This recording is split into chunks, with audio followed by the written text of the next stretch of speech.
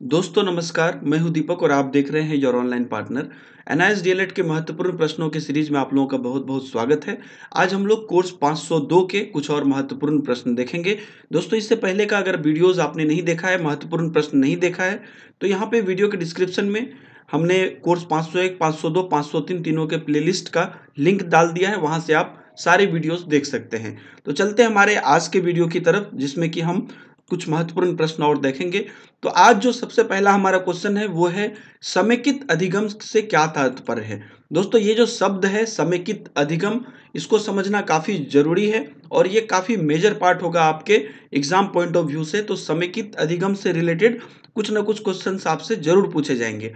तो समेकित अधिगम से क्या तात्पर्य है, इसे अगर हम लोग देखें, ये क्वेश्चन आपको वेरी शॉर्ट आंसर में आएगा या ऑब्जेक्टिव में भी आ सकता है। तो समेकित अधिगम से तात्पर्य है ऐसी शिक्षा जो इस प्रकार से संगठित हो कि उसमें विषयों की सीमा रेखा ना हो, सब्जेक्ट की कोई उसमें डेडलाइन ना हो, उसकी कोई लास्ट लाइन ना हो, अध्ययन के मुख्य क्षेत्रों को केंद्रित कर पाठ्यक्रम के विभिन्न भागों क्षेत्रों को सार्थक रूप से संगठित किया गया हो। इसमें अधिगम तथा शिक्षण को एक रूप में देखा जाता है और यह अंतःक्रिया वाले वास्तविक जगत का प्रदर्शन करता है। तो यहाँ पे शिक्षण को किताबों से निकाल कर वास्तविक जिंदगी में लाकर रख दिया गया है, इस प्रकार से आप इसे समझ सकते हैं। और इसके नीचे में समेकित उपागम के बारे में भी लिखा हुआ है, वो भी हम आपको बता देते हैं। तो ज्ञान तथा पाठ्यक्रम का एक ऐसा उपागम है जो एक से अधिक विषयों से सीखने की विधि और भाषा का प्रयोग किसी एक मुख्य पाठ, अनुभव, समस्या या मुद्दे की जांच हेतु जानबूझकर प्रयोग में लाया जाता है। तो यहाँ पे विभिन्न विषयों को मिलाकर, ऐसा कुछ नहीं है कि आपके सिलेबस में ये किताब है तो आप ये किताब को पढ़ के एग्जाम दे दीजिए। समेकित तो अधिगम हुआ कि उसमें जहाँ से भी जो चीज़ों की ज़रूरत हो, चाहे वो आगे हम लोग यहाँ पे देखेंगे और क्वेश्चंस में, चाहे वो अंतः अधिगम हो, बाह्य अधिगम हो, हर तरह से किसी दूसरे बुक से रिलेटेड हो, कहीं किसी दूसरे जगह से रिलेटेड हो, कुछ क्रियाकलाप से रिलेटेड हो, हर एक चीज़ को जोड़कर जो अधिगम किया जाए उसे समेकित अधिगम हम लोग यहाँ पे कहते हैं। अगला क्वेश्चन जो हमारा दोस्तों यहाँ पे है वो है समेकन के उपागमों की तुलना करें। तो यहाँ पे समेकन के यानी कि समेकित अधिगम जिसे हम लोग कह रहे हैं, तो समेकन के कुछ उपागम हैं और वो उपागम क्या क्या है उसकी तुलना करने के लिए ये आपका इंपॉर्टेंट क्वेश्चन हो सकता है। ये क्वेश्चन आपको शॉर्ट आंसर में 2 नंबर में बहुत ज़्यादा महत्वपूर्ण है। तो समेकन के यहाँ पे उपागम की तुलना अगर देखें, तो सबसे पहले मैं आपको ये ग्राफ दिखा देता हूँ उसके लिए। तो समेकित पाठ्यक्रम के यहाँ पे 3 भागों में बांटा गया है, विषय क्षेत्रों के अंदर, विषय क्षेत्रों के बीच और विषय क्षेत्रों के बाहर। तो 3 तरीके का हो गया। जैसे जो विषय है आपका उस क्षेत्र के अंदर अगर आप पढ़ाई कर रहे हैं तो वो अंतर वो हो गया। उसके बाद विषय क्षेत्रों के बीच कर रहे हैं, विषय क्षेत्रों के बाहर कर रहे हैं। विषय क्षेत्रों के अंदर में आता है अंतः विषयी। तो अंतः विषय क्या हुआ कि एक विषय के एक विषय क्षेत्र के अंदर समेकन या अंतः विषय समेकन की प्रक्रिया में शिक्षण के दौरान एक ही विषय के ज्ञान और कौशलों को एक साथ जोड़ा जाता है।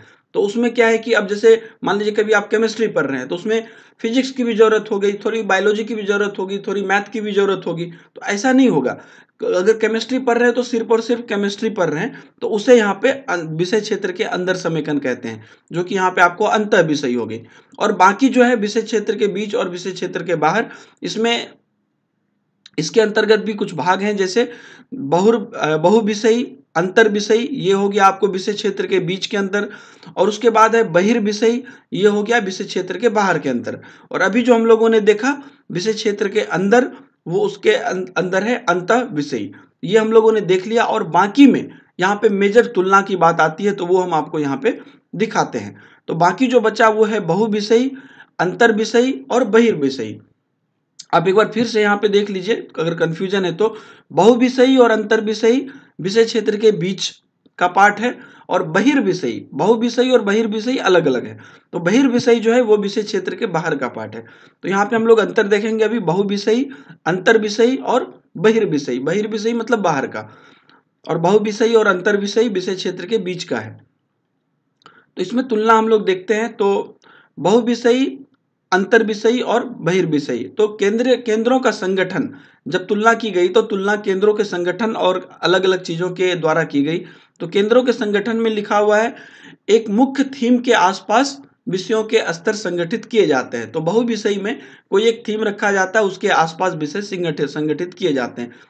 और उसके बाद अंतर विषयी में कहा है कि अंतर विषयी कौशल तथा अवधारणाएं विषय स्तरों में अंतर्निहित होती हैं।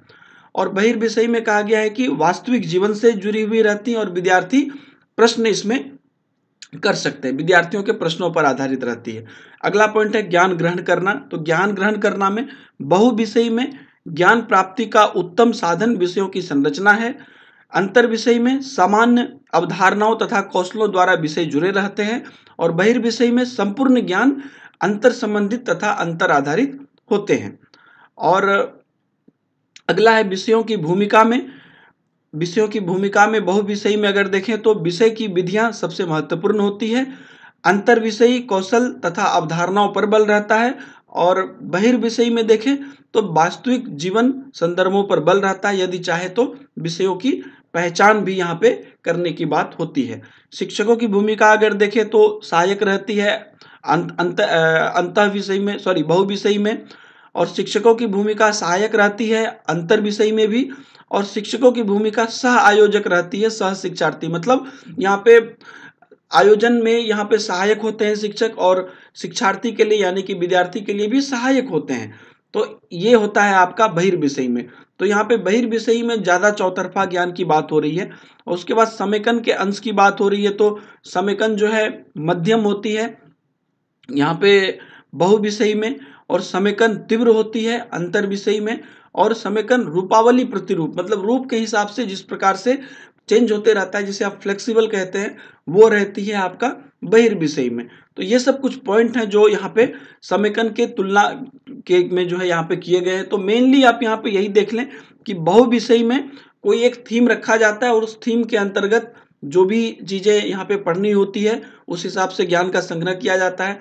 अंतर विषयी में विभिन्न विषय स्तर से जो है ध्यान रखकर यहाँ पे पढ़ाई की जाती है और विभिन्न विभिन्न चीजों से जोड़कर यहाँ पे पढ़ाई होती है। और बहिर्विषय में पूरा जो यहाँ पे खुला हुआ होता है, संपूर्ण ज्ञान यहाँ पे जहां से भी जो चीज लेने की जरूरत है वहां से वो चीज ली जाती है और उसे जो है वो समेकन किया जाता है, उससे उपागम किया जाता है। तो यहाँ पे ये काफी इंपॉर्टेंट क्वेश्चन आपका हो जाएगा।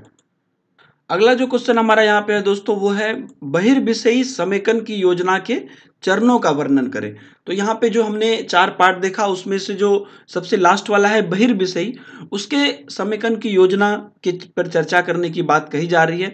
तो दोस्तों यहाँ पे किस प्रकार से उसकी योजना बनाई जाए, तो चूंकि वो काफी फ्लेक्सिबल होता है बहिर्विषयी, उसमें तरह तरह की चीजें जुड़ी हुई रहती है, जहां से भी जो चीज लेकर यहाँ पे अधिगम की बात आती है हर एक चीजों को यहाँ पे मिलाया जाता है। तो उसके लिए कुछ सुझाव है कि अपने पास प्रत्येक कक्षा के प्रत्येक विषय संबंधी दक्षताएं अधिगम प्रतिफलों की सूची जो साधारणतः पाठ्यचर्या में उपलब्ध हो तैयार रखें। तो यहाँ पे जितने भी कक्षाएं, प्रत्येक कक्षाएं की यहाँ पे आप सूची तैयार रखें। नियमित अंतराल के साथ पाठ्य सहगामी क्रियाकलापों की योजना बनाएं। स्थानीय त्योहारों में सहभागिता करें। महत्वपूर्ण सामाजिक तथा सांस्कृतिक कार्यक्रम का अवलोकन करें। स्थानीय बाजार तथा अन्य महत्वपूर्ण स्थानों का भ्रमण करें। विद्यालय में विभिन्न सांस्कृतिक गतिविधियां का संचालन, खेलकूद तथा अन्य मनोरंजक आयोजनों में सम्मिलित होना, ये सब चीज यहाँ पे आप करें। यहाँ पे आप लोग को अब अंदाजा लग रहा होगा कि बहिर्विषयी जो है वो पढ़ाई से के साथ साथ बाकी बहुत सारी चीजें हैं जिससे जुड़ी हुई है। अगला पॉइंट इसमें है कि विद्यार्थियों द्वारा इन कार्यक्रमों में भाग लेने से पूर्व इन कार्यक्रमों से अर्जित होने वाली दक्षताएं, कौशल, प्रतिफलों की सूची बनाएं। यह सूची एक से अधिक विषयों के अधिगम प्रतिफल युक्त हो तथा विद्यार्थी की सहमति से इसमें अंतिम रूप दिया जाना चाहिए। तो यहाँ पे कार्यक्रम जो भी होगा उससे अर्जित होने वाले जो भी कौशल होंगे, यानी जो भी नॉलेज उससे बढ़ेगी, उसकी पूरी सूची बनाने के लिए कहा रहा है।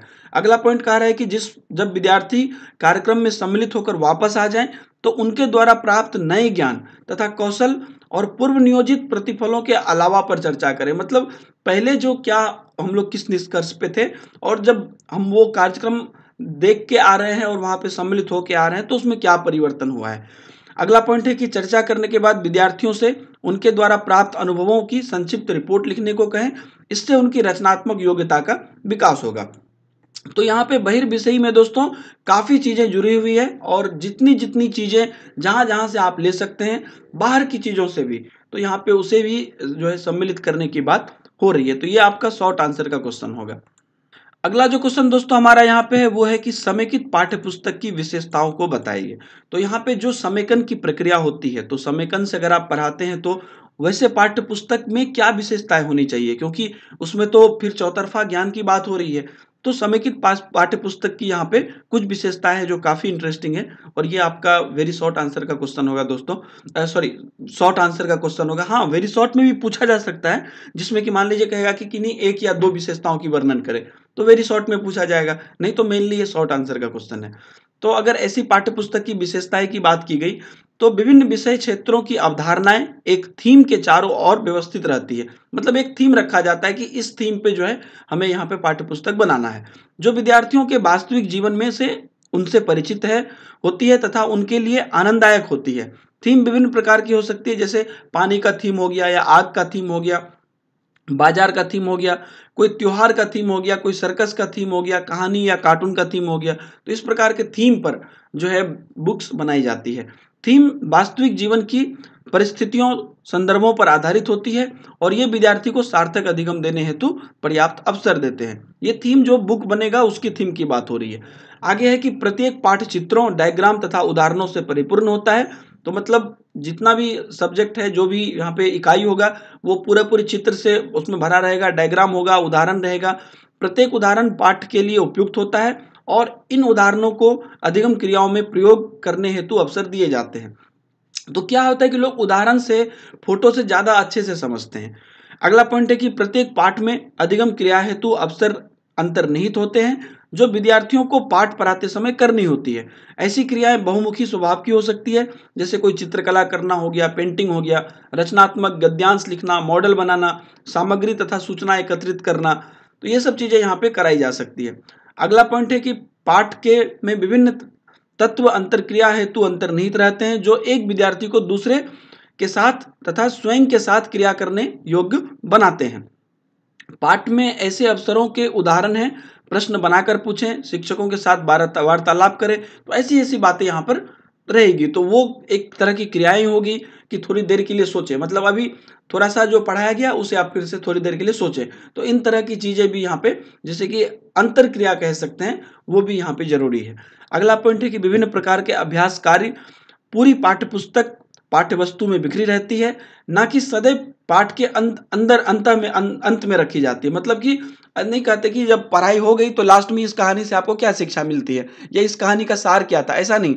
जहां जहां से पढ़ाई हुई तो बीच बीच में पाठ्य पुस्तक में आप, मतलब चैप्टर के बीच बीच में भी उसका क्या मेन मोटिव है करने का, पढ़ने का, वो चीजें रहती है। तो क्या होता है कि उसी इंस्टेंट पे जब बच्चे समझते हैं तो वो ज्यादा इफेक्टिव होता है। अगला पॉइंट है कि समेकित पाठ्य पुस्तक देश के कई राज्यों में प्राथमिक विद्यालयों में निचली कक्षाओं में प्रयुक्त हो रही है। राष्ट्रीय शैक्षिक अनुसंधान एवं प्रशिक्षण परिषद द्वारा पर्यावरण अध्ययन कक्षा 1 से 2 के पाठ्यक्रम को भाषा और गणित की पुस्तकों में समेकित किया गया है। कक्षा 4 और 5 की पर्यावरण अध्ययन पाठ्य पुस्तकों में विज्ञान तथा सामाजिक विज्ञान को समेकित किया गया है। तो यहाँ पे समेकित किया गया है, मतलब कि उसमें जोड़ा गया है। तो यहाँ पे आपने देखा कि कक्षा 1 और 2 के पाठ्यक्रम को जो है, जो पर्यावरण अध्ययन है उसको भाषा और गणित की पुस्तक में समेकित किया गया है, मतलब उसमें जोड़ा गया है। और कक्षा 4 और 5 की पर्यावरण अध्ययन पाठ्य पुस्तक में विज्ञान तथा सामाजिक विज्ञान को समेकित किया गया है, मतलब जोड़ा गया है। तो यहाँ पे कई राज्यों में किया गया है। तो ये सब चीजें करके जो है, मतलब ये सब चीजें जोड़ के इंटरेस्टिंग बनाने की कोशिश की गई, और बच्चों को ज्यादा जो है समझ में आए, अच्छे से समझ में आए, उसकी कोशिश यहाँ पे की गई। इसलिए जो है समेकित पाठ्य पुस्तक काफी महत्वपूर्ण है और काफी अच्छा है, आप एक तरह से कह सकते हैं विद्यार्थी पॉइंट ऑफ व्यू से। दोस्तों यही हमारा आज का क्वेश्चन आंसर सेशन था। आगे भी हम लोग इंपॉर्टेंट क्वेश्चन के साथ एक दूसरे के साथ जुड़े रहेंगे। अगर आपको हमारा वीडियो पसंद आता है तो लाइक कर दीजिए, और अगर आप हमारे चैनल पर नए हैं तो जो वीडियो देख रहे हैं उसके नीचे में रेड कलर का सब्सक्राइब बटन है, वहां से आप चैनल को सब्सक्राइब कर सकते हैं, और सब्सक्राइब करने के बाद बेल बटन आएगा, उसे दबा देंगे तो आगे की वीडियो की नोटिफिकेशन भी मिलती रहेगी। मिलेंगे नए वीडियो में, दीजिए इजाजत, बाय बाय, जय हिंद।